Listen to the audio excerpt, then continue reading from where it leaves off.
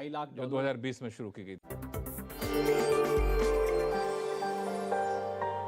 रमेश दमानी जी हमारे साथ जुड़ रहे हैं यहाँ पर। काफ़ी लंबा इनका एक्सपीरियंस रहा है मार्केट में और एक जो है इनके काफ़ी गुरु रहे हैं इनके।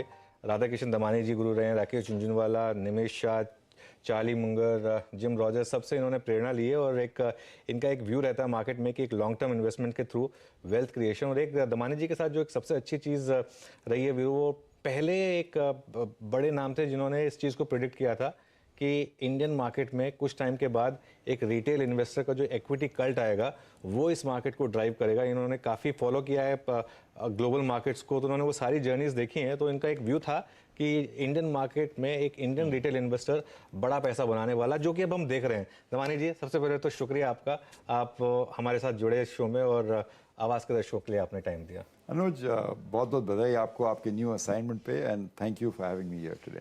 चलिए, तो एक काम करते हैं, अगर वो फुटेज रेडी है तो एक पहले उस फुटेज से मैं स्टार्ट करना चाह रहा था, जो अभी एक दमानी जी अभी 2 दिन पहले हमारे सिस्टर चैनल पर आए थे, एक शो कर रहे थे उसमें, और उनके जो ग्रैंड किड्स थे उन्होंने उनको सरप्राइज़ किया। तो वो काफ़ी जो क्लिप थी वो ज़बरदस्त वायरल हुई थी। देखिए, ये एक शो चल रहा था और वॉरेन बफे की तरह जैसे वो वैल्यू इन्वेस्टिंग की बात कर रहे थे, और इस बीच में उनको एक अच्छा सरप्राइज़ दिया। और इनके जो 2 ग्रैंड किड्स हैं, दोनों के दोनों आए और काफ़ी इनको सरप्राइज़ किया। ये देखिए, ये वो था, ये एक टीवी पर एक शानदार पल था। दमानी जी, मैं इसकी शुरुआत इसलिए कर रहा हूँ क्योंकि देखिए, अब हम एक बिलीव कर रहे हैं कि आगे जाके जो अगले 50 साल हैं वो इंडिया के होने वाले हैं। और आपने एक बहुत अच्छी बात कही थी एक और इंटरव्यू में कि एक आपके बेटे के लिए एक किसी ने वो गिफ्ट दिया था, तो आपने कहा था कि एक शेयर दे दीजिए। हाँ। उस 50,000 रुपए के, मतलब 5,000 रुपए के जो भी वैल्यू थे। नहीं, 50,000 रुपए के थे और उन्होंने दिया, मैंने नहीं कहा। हाँ। बाकी सब ने कपड़े दिए, मिठाई दिए, खिलौने दिए। हाँ। जो मेरे बुजुर्ग दोस्त थे, उन्होंने एक शेयर दिए। That went up, I think, 100 times after that. वो HDFC बैंक था. I will tell that with the disclosure. I'm not recommending it, but that's the kind of great returns अच्छे शेयरों ने दिए हैं इन्वेस्टर को. And I hope I can also be that wise with my grandchildren, like my friend was with my son. तो अब India market को लेकर आपका क्या व्यू है दमानी जी, पिछले अगले कई सालों को लेकर, क्योंकि आप लॉन्ग टर्म इन्वेस्टर रहे हैं और एक व्यू है आपका कि मार्केट में एक डोमेस्टिक इक्विटी कल्ट बढ़ रहा है, आपको लग रहा है कि जिस तरीके के वेल्थ इंडियन रिटेल इन्वेस्टर्स ने बनाई है पिछले 3-4 साल में, वो आगे जाके अब कंटिन्यू रहेगी यहाँ से? आई थिंक बरकरार रहेगी. I mean I am very convinced about that. I think एक जो बुल मार्केट चालू हुआ था, आपको याद है जब वित्त मंत्री ने वो टैक्स कट किया था, तो मार्केट 2000 पॉइंट, 2019 की बात है शायद, it went up 2000 points when the corporate tax went 25%. फिर जब कोविड आया तो मार्केट नीचे गया, it broke even that level, but then it recovered very quickly, which मुझे सजेस्ट कर रहा है कि न्यू बुल मार्केट चालू हो गया इंडिया में. And typically new bull markets will make new highs and we almost close to the old high now. I think we will probably cross that. So it is now time not to think about 65,000, 70,000 on the Sensex, but to take a 3-4 year view and say क्या Sensex 6 गुना हो सकता, 6 figure में जा सकता है क्या? मुझे I feel hopeful that it can get to 6 figures Sensex. वो मुझे इसलिए याद आ रहा है क्योंकि कई साल पहले जब मैं आपसे बात कर रहा था तो आपने कहा था कि एक बार सेंसेक्स 50,000 क्रॉस होगा उसके, तो मैं थोड़ा सा हैरान रह गया था उस समय, क्योंकि तब सेंसेक्स 20,000 के करीब था. फिर आपने कहा कि 50,000 क्रॉस होगा, उसके बाद देखिए क्या थी, तो मैं सोचा था कि सेंसेक्स 50,000 कैसे जा सकता है. लेकिन नरेंद्र मोदी का बोलता था अब की बार 50,000.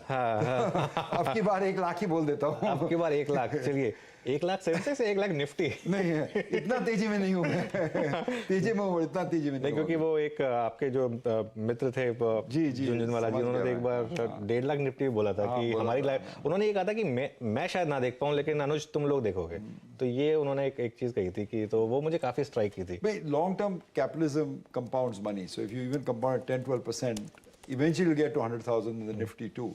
But I think in the next few years, if we get to 1 lakh on the Sensex, मैं बहुत खुश रहूँगा. ओके, ठीक है. अच्छा, दमानी जी ने काफ़ी एक ज़बरदस्त शेयर्स आइडेंटिफाई किए हैं. इनकी जो बहुत बड़ी बड़ी बेट्स हैं जिनमें काफ़ी मल्टी बैगर्स रहे हैं, वो एक जो स्क्रीन पे भी आएंगे.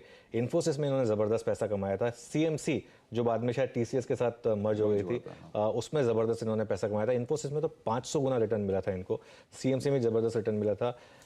एक मैकडॉवेल आपने बहुत जल्दी आइडेंटिफाई किया था, उसमें तो आपकी एक रिग्रेट भी रही थी कि आप सबसे पहले आपने आइडेंटिफाई किया था, लेकिन शायद आप उतनी बड़ी साइजेबल बेट नहीं ले पाए जो आपको लेनी चाहिए थी। तो यहाँ से आपके जो आपको सुन रहे हैं, अगर आप एक चीज़ों को आइडेंटिफाई कर रहे हैं तो आपका एक गुरु मंत्र क्या होगा? यहाँ से रिटेल इन्वेस्टर को किस तरीके की कंपनीज में लगाना चाहिए, किस तरीके का बेट साइज लेना चाहिए?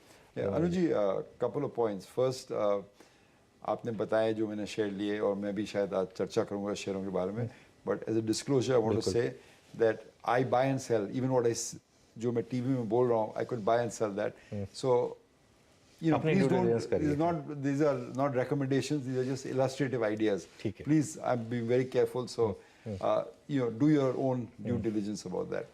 So जो चीज़ मैंने सीखी अनुजीत over 30 years in the financial market, इसकी किसी ने थोड़ी अच्छी कंपनी ले ली, भले ही not done well, but good businesses they bought and have had the patience to help them. They made enormous amounts of money. Because the index जब मैं शुरू किया था शेयर बाजार में 1989 में 600 के करीब था, अभी 60,000 के ऊपर पहुंच गया है। So the index itself has given you such returns. I think long term without dividends the index compounded 15-16% for us, which is extraordinary returns we are getting out there. So I feel that journey over the next 20-25 years will also happen. ये भी index बढ़ता जाएगा। So at 60,000 to get to 100,000 is just basically 2-3 years of compounding at 16%, 18% out there. So I'm very hopeful. Now the question is, what businesses should you buy to take part in this? अगर आप busy हैं आपके काम में, आपके profession में, तो perhaps an index fund is good. But if you like to pick stocks, India is large as a buffet of choices, you say. जो हमने अभी लिया है recently, I would say some defense PSUs, some railway PSUs, and some technology shares. Defense and rail has done well, so we bought and sold them. So I'm being very clear that I've not bought all of them. I bought and sold some of them, but they offer very good opportunities to people. ये क्या एक PSU क्षेत्र था, एकदम neglected था, कोई firm मुझे देखना नहीं था, and yet these companies were available with single-digit PEs, 6-7% yield, and जो order book थी, visibility was for 5-10 years time. So that made for good economic sense to me. And जो point I think market ने नहीं समझा कि government is very interested in capital expenditure. How do they do this capital expenditure? They will do this through some of these listed PSUs. All right. So that gives us a great opportunity, great visibility in these companies. ठीक है, मैं इन दोनों spaces पर आपसे बात करना चाहता था दमानी जी, लेकिन उससे पहले मुझे एक इंटरेस्टिंग बात करनी है आपसे। 60 इयर्स क्रॉस करने के बाद आपने फिटनेस पे इतना ध्यान दिया, आप इतने फिट में इतना फिट मैंने आपको पहले कभी नहीं देखा। उसका राज क्या है? नहीं, I think generally, Anuj, after you age, you start to eat less. I think just the appetite shrinks after that. I've had a couple of health scares in the last few years, so I've tried to be a bit more careful. And I'm lucky. What can I say? नहीं, भगवान आपको लंबी उम्र दे और आप हमसे सीधे से बात करते रहें। तो दमानी जी देखिए, और ये वेल डिस्क्लोजर, देखिए जो दमानी जी ने बोला कि डिस्क्लोजर हम बाकायदा प्ले करेंगे, उनके डिस्क्लेमर सारे के सारे उनके हम प्ले करेंगे, लेकिन ये जो रेलवे PSUs था, ये किसी ने नहीं देखा था। ये आपने दिवाली पे हमारे सिस्टर चैनल पे आकर बोला था, वहाँ से 50% के मूव देखे हमने करीब 1.5 महीने में इन स्टॉक्स में। ऐसा क्या चेंज हो गया इनमें, जो खासतौर से रेलवे PSUs हैं उनमें ऐसा क्या चेंज हो गया? क्योंकि एक PSU टैग तो है ही इनके साथ, और एक रिस्क तो रहता ही है कि कभी भी जैसे एक बार IRCTC के साथ हुआ था, एकदम से ओवरनाइट एक पॉलिसी चेंज हुई और एकदम से एक स्टॉक 20-30% गिर गया था, तो वो एक रिस्क फैक्टर यहाँ पर रहेगा दमानी जी? They're in all companies. That is, I mean, in private companies, they're there. People misallocate capital, private company में, public company. That's part of your judgment call of what you do. And a lot of people say, आप कैसे लेते हो PSU? I pointed out again, not a recommendation, that I had bought Bharat Electronics, a company in 2003 at 20 rupees with 2 रुपया ब्याज दे रहा था. So it had almost 10% or maybe 5% yield, 40 with 2 rupees dividend yield. 300 crore में लिया था. आज बढ़ते बढ़ते 60,000, 70,000 करोड़ का मार्केट गैप हो गया.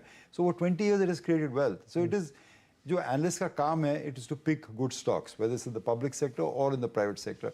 And to come back, जो specific question आप पूछे थे रेलवे PSU, बहुत सस्ते थे. I mean, just take my, you just have to believe me that if you go through the balance sheets, you'll realize that they had order books, they had earnings, they paid out 33% dividend. So I was getting 7-8% yield on these shares. You can't get 4% in fixed deposit, I'm getting 7% yield. So why would I not buy them? And jo other point I said that the government wants to do capital expenditure. Say the railways want to, government wants to do huge capital. आपने देखा है Vande Mataram, all these tunnels, all these bridges, these corridors are being built. So all the capex will come through the railway companies. So they're all beneficiaries. There's also growth for the next few years. So while we buy and sell these shares, I think overall I would like to remain invested in तो them. ये मैं देख रहा था actually सारी की सारी कंपनियों को जोड़ने के बाद ही मार्केट कैप करीब करीब 1 लाख करोड़ के करीब ही था, उससे ज्यादा का नहीं था। और उसमें IRCTC सबसे ज्यादा है, which उसमें is जिसमें भी a IRCTC very तो expensive share. हाँ, The rest of the shares, वो बोलते हैं ना, they were actually throwing it away. So you know, sometimes other people's disbelief is your opportunity. नहीं बिल्कुल नहीं, जैसे एक महीने 50-60% मूव मिल जाए उसके बाद, जैसे आपने बोला कि नॉर्मली बाय सेल तो आप करते रहते हैं, लेकिन लॉन्ग टर्म में अभी भी ये एक अपॉर्चुनिटी है आपके हिसाब से? Yes, I remain invested broadly in them. Of course, we buy and sell some shares, do a little bit of trading. But yes, long term, I'm very well invested in defense companies. I'm very invested in rail PSUs. I'm looking aggressive to increase my bet in the Indian technology sector.